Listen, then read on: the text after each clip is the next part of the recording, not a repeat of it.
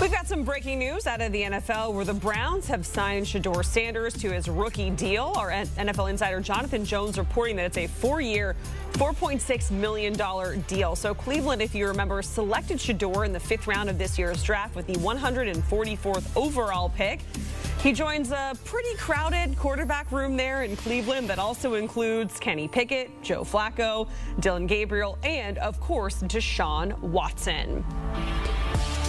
So let's welcome on our lead NFL insider, Jonathan Jones, here to discuss a lot going on there in Cleveland, JJ, where OTAs are about to get underway. Shedeur signs that rookie deal, and now there's, 5 quarterbacks in that room on their roster. So what can you tell us about the latest of said quarterback room in Cleveland? You know, I think we do first have to just address this off the top, that this is probably the first 5th-round rookie that we've come in with a breaking news saying that they signed their slotted rookie deal. But that's who Shaduer Sanders is, right? That is the fantastic personality that he is, and that's what made this draft pick all the more interesting. Of course, also is interesting because he was drafted 2 rounds after the Browns took Dillon Gabriel. Look, we talked about those 5 quarterbacks. Well, let's go ahead and put one off to the side. Deshaun Watson. He is very likely going to start the season on the physically unable to perform list.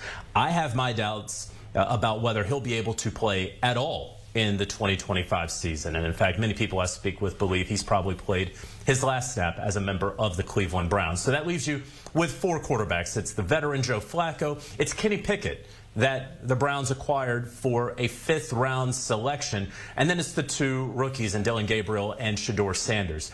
I believe that seeing the first-team reps, they're probably going to switch off between Joe Flacco and Kenny Pickett. That's what they've been doing so far. The veteran Joe Flacco probably taking a couple of days off here and there just because, well, it's May and you can. Meanwhile, Dillon Gabriel and Shedeur Sanders should be taking every opportunity to take every single rep as they can. I mean, no days off for the rookies as they battle it out. And one day, one guy will get the number 3 team reps. The next day, the other guy will. And look, the further down you go down the depth chart, the more these practices turn from just jerseys and shirts and shorts to pads and helmets and really intense practices. The fewer team reps these guys are going to be allowed to get. So every rep, once you get into July, into August, is going to be incredibly important. But for right now, both of these guys, Dillon Gabriel and Shedeur Sanders, they're getting the feel of things. And then when we start to see these joint practices, these preseason games, and real team drills, the Browns offense going up against the Browns first-team defense, the quarterback competition is very much going to reveal itself. And lastly, I'll just say this. I highly, highly, highly doubt that the Browns are going to have 4 quarterbacks on their roster, their 53-man roster, once Week 1 gets here. I don't think they're going to cut Dillon Gabriel or Shedeur Sanders or risk them potentially being poached off the practice squad. And so that means what happens with a Kenny Pickett or a Joe Flacco? One of them may get traded, maybe a quarterback-needy team out there who would use a veteran. So we'll see how things wind up shaking out. It'll be up to these guys and how they perform on the field this summer to see who stays in Cleveland. So, JJ, I know you're just talking about the 4 other quarterbacks and their future and what that could look like. But what about Deshaun Watson? Because, as mentioned, set to miss the entire 2025 season because of that Achilles tear. What do you think the future looks like for him beyond that? Yeah, it's going to be difficult, right? First of all, it's all about his health. Very rarely do we see in the NFL someone tear their Achilles during recovery from a previous Achilles tear. And he's also had other injury concerns, that sort of mysterious back/shoulder injury that derailed part of his 2023 campaign. And so you've had a slip in play ever since his final season in Houston. You've had a number of injuries, significant injuries that have mounted. You have obviously the trade for, the acquisition of, and the contract to Deshaun Watson that has been panned publicly over the years. And lastly, of course, the couple dozen allegations of sexual misconduct that he was never charged with. Grand juries declined to indict him. Ultimately, will a team, if and when the Browns do part ways with Deshaun Watson after the 2025 season, will a team be willing to take him on all of those questions will have to be answered by a team, or will we have seen the last of Deshaun Watson in the NFL? Certainly, he is working hard to get himself back into shape. We see the videos that he's been putting out there. But again, while nothing's certain, it does not feel as though he's going to be able to play for the Browns in 2025. JJ, we certainly appreciate it. Talking about the Browns quarterback room and, of course, as it pertains to Shaduer Sanders signing that rookie deal. Here's the Browns schedule. They kick things off with the Battle of Ohio against the Bengals in Week 1. They get another AFC North opponent in the Ravens in Week 2, followed by the Packers, Lions, and then over across the pond. Organized team activities this week, giving us the first glimpse of on-field 90-man roster. Dallas has been pretty busy this offseason, as we know. They traded for a starting wide receiver and George Pickens, the starting linebacker, Kenneth Murray Jr. They also added a number of free agents as well, before also filling some holes on draft night. Now, the Cowboys aren't the only organization that has some OTAs this week. The Jacksonville Jaguars, Las Vegas Raiders, New England Patriots, and New York Jets also have OTAs going on as well.